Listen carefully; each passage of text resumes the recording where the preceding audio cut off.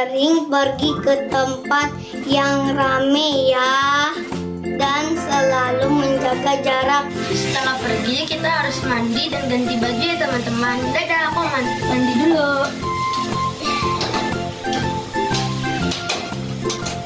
Ayo kalian jangan ngintip ya. Jangan lupa berolahraga ya. Jangan lupa makan makanan yang sehat dan bergizi supaya tubuh kita selalu sehat. Shalom adik-adik. Minggu ini kita memasuki bulan Oktober. Wah, bulan yang baru lagi ya adik-adik. Bulan ini kita akan membahas tentang berjaga-jaga di akhir zaman. Kira-kira seperti apa ya adik-adik? Tapi sebelumnya yuk kita mau memuji dan menyembah Tuhan lebih lagi. Yang bersuka cita boleh katakan "Yeay". Sebelumnya kita bersatu dalam doa dulu yuk adik-adik. Tuhan Yesus yang baik, terima kasih Tuhan untuk hari ini Tuhan. Kami mau beribadah lebih lagi Tuhan kepadamu Tuhan. Kami mau bersuka cita bersama-sama Tuhan. Terima kasih Tuhan Yesus. Haleluya. Amin. Karahel, Karahel cinta nggak sama Tuhan Yesus? Cinta banget. Cinta banget ya.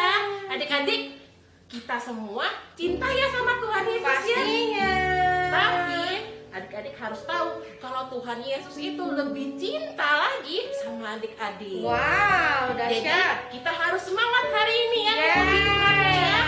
Yuk kita nyanyi lagu I Love You Jesus.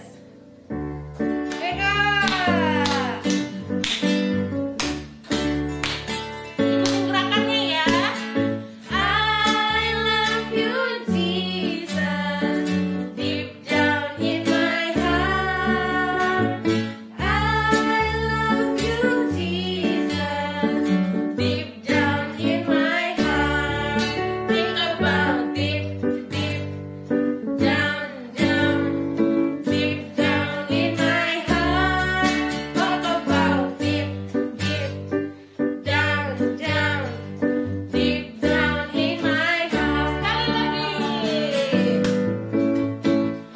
I love you Jesus, deep down in my heart. Semangat yuk.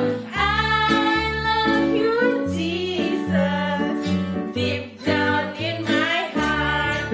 Think about deep, deep down, down, deep down, deep down in my heart. Talk about deep, deep down, down, deep down in my heart. Think about deep, deep down, down, deep down in my heart. Talk about deep, deep down, down, deep down in my heart. Bibit tidak menanam, tapi Tuhan beri makan. Bunga bakung tidak membentang, tapi Tuhan dandani. Terlebih aku, anak-anaknya, pasti Tuhan pelihara. Terlebih aku, anak-anaknya, pasti Tuhan berkati. Sekali lagi, burung pipit tidak menanam, tapi Tuhan beri makan. Bunga bakung tidak menanam, tapi Tuhan dandani. Terlebih aku, anak-anaknya, pasti Tuhan pelihara. Terlebih aku, anak-anaknya, pasti Tuhan berkati.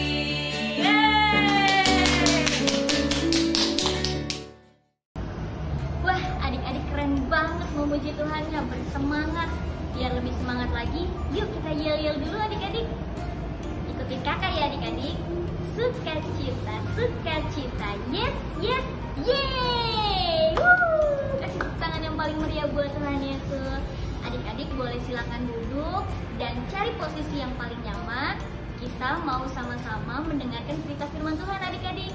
Jangan lupa disiapkan buku catatan dan juga Alkitabnya ya.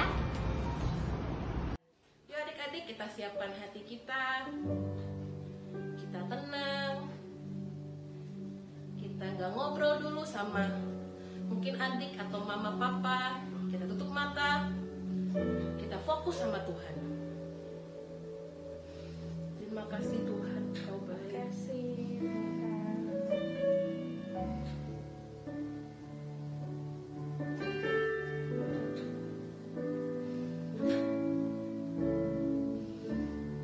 Banyak yang Kau perbuat di dalam hidupku. Rancangan indahmu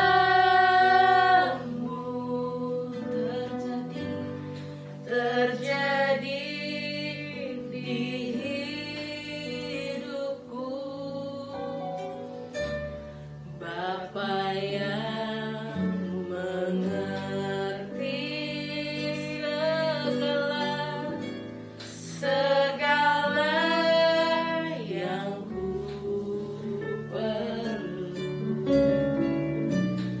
Kasih-Mu sempurna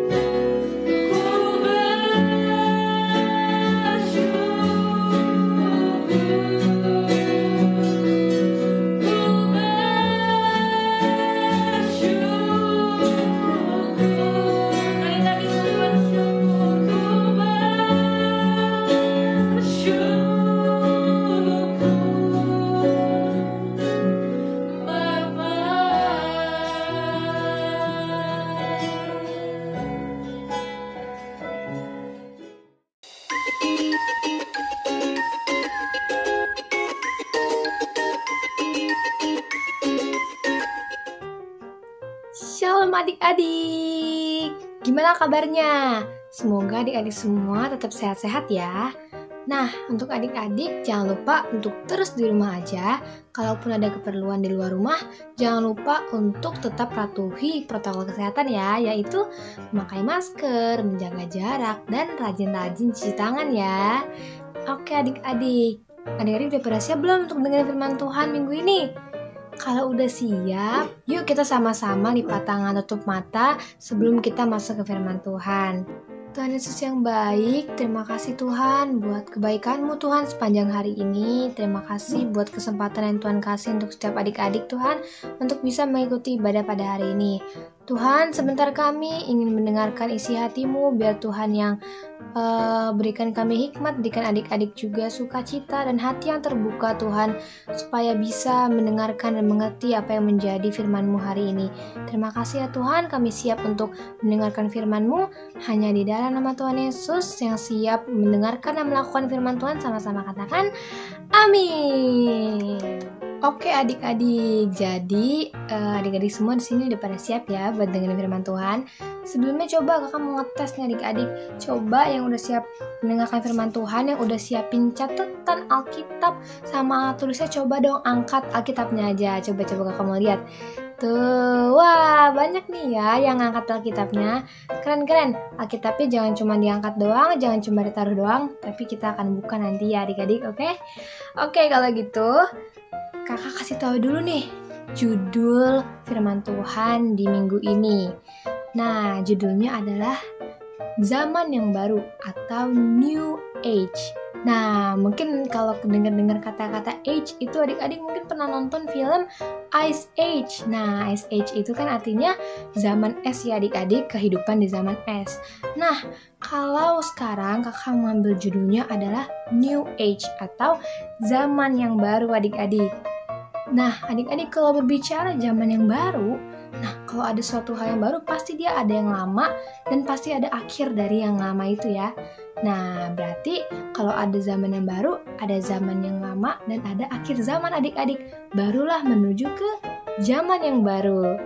Nah, adik-adik, akhir zaman itu kalau kita baca di firman Tuhan di Alkitab, itu tanda-tandanya apa sih, Kak? Nah, tanda-tanda akhir zaman apa sih, Kak? Nah, kalau kita baca di Alkitab tuh salah satunya itu adalah munculnya pengajar-pengajar sesat, terus nabi-nabi palsu, dan antikristus. Nah, itu adalah tanda-tanda akhir zaman adik-adik. Nah, tapi adik-adik, di akhir zaman itu adalah saat di mana Tuhan Yesus akan menampakkan atau akan turun ke dunia untuk kedua kalinya adik-adik. Kedatangan Tuhan Yesus yang kedua kali itu terjadi di akhir zaman loh adik-adik. Nah, terus mungkin adik-adik bertanya ya, Kak, untuk apa Tuhan Yesus datang kedua kali ke dunia ini? Nah, kalau sebelumnya Tuhan Yesus itu kan lahir pertama kali ya, atau datang pertama kali ke dunia ini sebagai bayi mungil. Nah, kalau kedatangan Tuhan Yesus yang kedua kali, Tuhan Yesus datang bukan jadi bayi mungil lagi adik-adik, tapi Tuhan Yesus datang menjadi Raja Keagungan, sebagai Raja Keagungan, sebagai Hakim yang adil adik-adik. Nah, itulah yang membedakan kedatangan Tuhan Yesus yang pertama kali dan kedatangan Tuhan Yesus yang kedua kali. Oke adik-adik, nah kita jawab lagi nih ya ke pertanyaan tadi yang kakak bilang. Mungkin adik-adik ada yang nanya, Kak, untuk apa Tuhan Yesus datang untuk kedua kalinya ke dunia ini? Nah adik-adik, kakak punya 4 poin yang akan kakak bagikan. Nah kalau gitu kita siapin Alkitabnya, kita mau buka yuk poin yang pertama adik-adik. Kita sama-sama buka di 2 Tesalonika 2 ayat 8. Nah, kita baca sama-sama ya adik-adik. Pada waktu itulah si pendurhaka baru akan menyatakan dirinya. Tetapi Tuhan Yesus akan membunuhnya dengan nafas mulutnya dan akan memusnahkannya kalau ia datang kembali adik-adik. Yang pertama adik-adik, Tuhan Yesus akan memusnahkan para pendurhaka. Pendurhaka itu adalah orang-orang yang tidak mau mengakui Tuhan Yesus sebagai Tuhan, adik-adik. Mereka itu menghasut orang-orang untuk mempercayai hal-hal yang bersifat ramalan atau ritual-ritual sesat atau barang-barang yang suci. Pokoknya berlawanan dengan firman Tuhan, adik-adik. Itu adalah si pendurhaka ya, adik-adik. Nanti di akhir zaman Tuhan Yesus datang untuk memusnahkan mereka, adik-adik. Amin ya adik-adik. Oke, kita lanjut nih ke poin yang kedua. Di Yudas 1 ayat 14b sampai 15. Dari kata sesungguhnya. Kita baca sama-sama ya. Sesungguhnya Tuhan datang dengan beribu-ribu orang kudusnya, hendak menghakimi semua orang dan menjatuhkan hukuman atas orang-orang fasik, karena semua perbuatan fasik yang mereka lakukan dan karena semua kata-kata nista yang diucapkan orang-orang berdosa yang fasik itu terhadap Tuhan. Nah, tadi kalau yang pertama Tuhan Yesus tujuannya datang ke dunia ini kedua kali untuk memusnahkan para pendurhaka ya. Nah, kalau yang kedua ini Tuhan Yesus Tuhan harus datang ke dunia ini untuk kedua kalinya adik-adik untuk menjadi hakim yang adil. Tuhan Yesus akan menjadi pemimpin berlangsungnya penghakiman terakhir. Siapakah orang-orang yang dihakimi? Seperti di ayat ini ya, orang-orang fasik. Mereka mengatakan kata-kata nista yang diucapkan orang-orang berdosa terhadap Tuhan. Jadi orang-orang yang seperti itu, orang-orang fasik itu yang akan dihakimi Tuhan. Menghakimi itu artinya Tuhan Yesus memberikan mereka hukuman sesuai dengan dosa yang telah mereka lakukan adik-adik. Nah, terus poin yang ketiga. Kita buka lagi ayat nih. 1 Korintus 15 ayat 26. Nah, kita baca sama-sama adik-adik ya. Musuh yang terakhir yang dibinasakan ialah maut. Dan di sini udah ada nih, musuh yang terakhir yang dibinasakan ialah maut adik-adik. Jadi poin yang ketiga, untuk apa Tuhan Yesus datang kedua kali? Untuk mengalahkan maut dan membangkitkan orang-orang mati. Nah, orang-orang mati itu bukan orang-orang mati yang ada di kuburan terus semuanya pada bangkit gitu. Jadi adik-adik, orang mati yang di sini dimaksudnya adalah orang yang mati dengan Kristus dan akan bangkit bersama-sama dengan Kristus ya adik-adik. Jadi bukan orang-orang semua orang mati, bukan, tapi orang-orang yang mati dengan Kristus. Orang-orang yang percaya kepada Kristus yang sudah mati, mereka akan bangkit di akhir zaman nanti.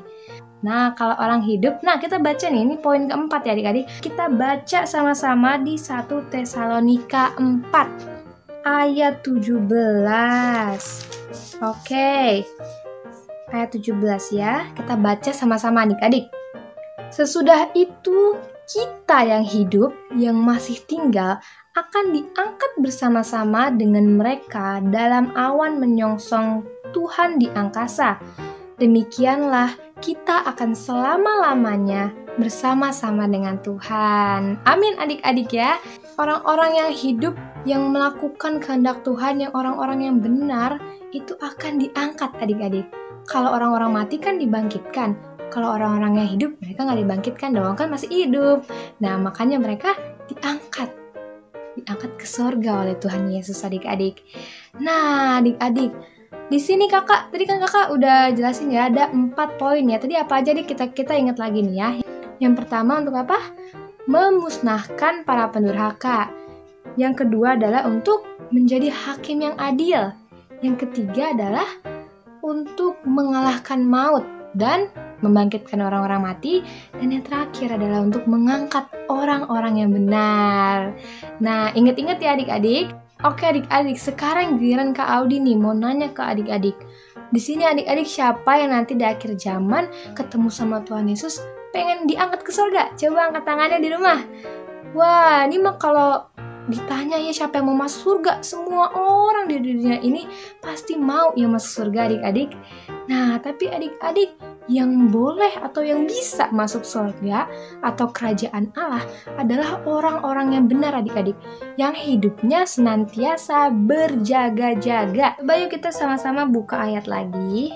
Matius 25 ayat 1 sampai 13 adik-adik. Sudah dapat semua? Oke, Matius 25 perikopnya udah jelas banget ya adik-adik. Gadis-gadis yang bijaksana dan gadis-gadis yang bodoh. Nah, jadi kakak cerita yang singkat aja. Untuk gadis yang bijaksana adik-adik, mereka itu berjaga-jaga ya adik-adik. Mereka membawa cadangan minyak. Jadi kalau nanti pelita yang mereka bawa udah padam nih, mereka bisa tuang minyak yang baru supaya pelitanya bisa nyala terus adik-adik. Nah, tapi berbeda dengan 5 gadis yang lain atau gadis yang bodoh ya, di situ dibilang mereka tidak membawa cadangan adik-adik, sehingga di saat mempelai prianya datang, si gadis-gadis ini keteteran nih, mereka langsung lari ke tempat penjual minyak. Terus pas mereka balik lagi ke tempat yang harusnya mereka melayani mempelai pria itu, sudah terlambat adik-adik, dan mereka tidak dikenal oleh mempelai prianya. Mereka ditolak adik-adik. Dari sini kita belajar sesuatu ya adik-adik, bagaimana kita harus berjaga-jaga seperti 5 gadis yang bijaksana adik-adik. Mereka dari awal mereka udah wanti-wanti nih, mereka udah mengira-ngira. Wah ini kita nggak tahu nih mempelai pria kapan datangnya. Kita nggak tahu nih mempelai pria datangnya bisa aja lama, bisa aja sebentar. Jadi kalau misalnya sebentar, pelitanya mungkin masih cukup ya. Tapi kalau misalnya mempelai prianya lama datangnya, kayaknya nih pelita nggak akan cukup. Nah makanya gadis-gadis bijaksana ini, kelima gadis ini, mereka bawa cadangan minyak karena mereka nggak tahu, nggak ada yang ngasih tahu kapan mempelai pria ini akan datang. Tapi mereka berjaga-jaga adik-adik. Nah itulah yang menjadi inti dari firman Tuhan hari ini adik-adik. Kita juga harus sama seperti 5 gadis bijaksana nih adik-adik. Kita nggak tahu nih kapan Tuhan Yesus akan datang. Bisa aja 1 jam lagi, bisa aja besok, mungkin aja malam nanti kan. Nggak ada yang tahu adik-adik. Tapi kita harus contoh ke-5 gadis bijaksana ini. Mereka juga nggak tahu kapan mempelai pria datang. Entah itu dia datangnya lama atau cepat, tapi mereka tetap berjaga-jaga. Mereka membawa cadangan minyak adik-adik. Dan di saat mempelai pria datang, mereka siap. Mereka siap untuk menyambut mempelai pria adik-adik. Sama seperti kita adik-adik, kita juga harus senantiasa berjaga-jaga di dalam tingkah laku kita, di dalam tindakan kita adik-adik. Jadi di saat Tuhan Yesus datang, kita siap adik-adik untuk menyambut kedatangannya Tuhan Yesus. Jangan seperti kelima gadis bodoh ya adik-adik. Mereka itu gak peduli, mereka gak berpikir panjang. Mereka santai-santai aja. Mereka kira ya elah mempelai pria pasti datangnya cepet lah. Tahu-taunya lama. Dan mereka akhirnya tidak membawa cadangan dan terlambat dan ditolak ya. Mereka tidak diizinkan masuk. Sama adik-adik, jangan sampai kita terlambat, jangan sampai kita ditolak sama Tuhan Yesus di saat Tuhan Yesus datang nanti. Jadi kita harus berjaga-jaga adik-adik seperti 5 gadis yang bijaksana. Amin ya adik-adik. Jadi adik-adik, hiduplah sebagai anak-anak Tuhan yang bijaksana dan senantiasa berjaga-jaga. Dan pada akhir zaman sesungguhnya nanti Tuhan Yesus datang dan kita akan sama-sama terangkat ke sorga dan hidup bersama-sama dengan Tuhan Yesus selama-lamanya. Amin ya adik-adik. Firman Tuhan hari ini sudah selesai. Kita mau bersatu di dalam doa. Tuhan Yesus yang baik, terima kasih buat firman Tuhan hari ini. Hanya oleh karena kebaikan-Mu Tuhan, kami bisa ada, kami bisa menjalani hari-hari kami ya Tuhan. Tuhan Yesus, biarlah kami bisa lebih lagi memanfaatkan Tuhan kesempatan yang Tuhan kasih untuk senantiasa berjaga-jaga dengan membaca firman-Mu, dengan berdoa bersungguh-sungguh Tuhan, dengan lebih lagi mengasihi Engkau Tuhan. Tuhan Yesus, Tuhan berkati setiap adik-adik Tuhan, dimanapun adik-adik berada, biarlah Tuhan yang berkati mereka, biarlah firman Tuhan hari ini bisa tertanam, bertumbuh, dan berbuah Tuhan di hidup, di hati setiap adik-adik di rumah Tuhan. Terima kasih ya Tuhan, Tuhan yang mampukan adik-adik, mampukan hamba-Mu, mampukan setiap kami Tuhan murid-murid-Mu untuk bisa senantiasa berjaga-jaga ya Tuhan. Sehingga di saat hari Engkau datang, kami bisa siap untuk menyambut Engkau Tuhan. Dan kami bisa terangkat dan bisa hidup bersama-sama dengan Tuhan sampai selama-lamanya. Terima kasih ya Tuhan, kami siap Tuhan untuk melaksanakan firman-Mu ya Tuhan. Biarlah segala pujian, hormat, syukur hanya bagi nama-Mu, hanya di dalam nama Tuhan Yesus Kristus yang mau melaksanakan firman Tuhan. Sama-sama kita katakan Amin. Oke adik-adik, jangan kemana-mana dulu, tetap di tempat duduknya. Kita mau buka satu ayat terakhir yang menjadi ayat hafalan kita di minggu ini. Kita sama-sama buka di Wahyu 1 ayat 8 adik-adik. Udah ketemu adik-adik? Kalau udah ketemu, kita sama-sama baca bareng-bareng ya. Aku adalah Alfa dan Omega, firman Tuhan Allah yang ada dan yang sudah ada dan yang akan datang, yang Maha Kuasa. Amin ya adik-adik. Nah, ini semua yang ada di ayat ini, ayat 8 ini menggambarkan Tuhan Yesus kita ya. Di sini dibilang aku adalah Alfa dan Omega, awal dan akhir. Firman Tuhan Allah, Yesus adalah firman Tuhan Allah yang ada dan yang sudah ada dan yang akan datang, yang Maha Kuasa. Adik-adik hafalkan, jangan lupa untuk dites nih sama mama papa nih yang ada di sebelahnya. Mama papa tolong ya. Sudah selesai firman Tuhan minggu ini, tetap di rumah aja, tetap sehat adik-adik, dan Tuhan Yesus memberkati. Dadah. Gimana adik-adik cerita firman Tuhan hari ini? Nah, adik-adik jangan lupa ya minggu depan untuk beribadah kembali melalui YouTube seperti hari ini. Nah, kakak juga punya pengumuman yang kedua nih adik-adik, yaitu di tanggal 23 Oktober kita akan tergabung di dalam CEO atau Connect Each Others melalui Zoom. Pastikan adik-adik ikut ya. Dan kakak juga punya satu lagi pengumuman yang paling penting, yaitu adalah Natal di tanggal 11 Desember 2021. Adik-adik catat tanggalnya ya, dan tunggu pengumuman berikutnya. Sampai jumpa minggu depan adik-adik. Tuhan Yesus memberkati. Tuhan Yesus, lindungilah bumi ini dari virus, supaya bumi ini aman dari kita. Haleluya, amin. Mari adik-adik yang manis, angkat kedua tanganmu, arahkan hati dan pikiranmu kepada Tuhan Yesus saja. Pulanglah dan terimalah berkat kasih karunia yang melimpah-limpah dari Bapa di surga, di dalam anaknya yang tunggal Tuhan Yesus Kristus, dan persekutuan yang manis dengan Roh Kudus menyertai kita semua mulai hari ini sampai selama-lamanya. Yang diberkati Tuhan, ayo sama-sama katakan amin. Tuhan Yesus memberkati. Sampai jumpa adik-adik dan juga mama papa di video selanjutnya ya. Tuhan Yesus mengasihimu. God bless you.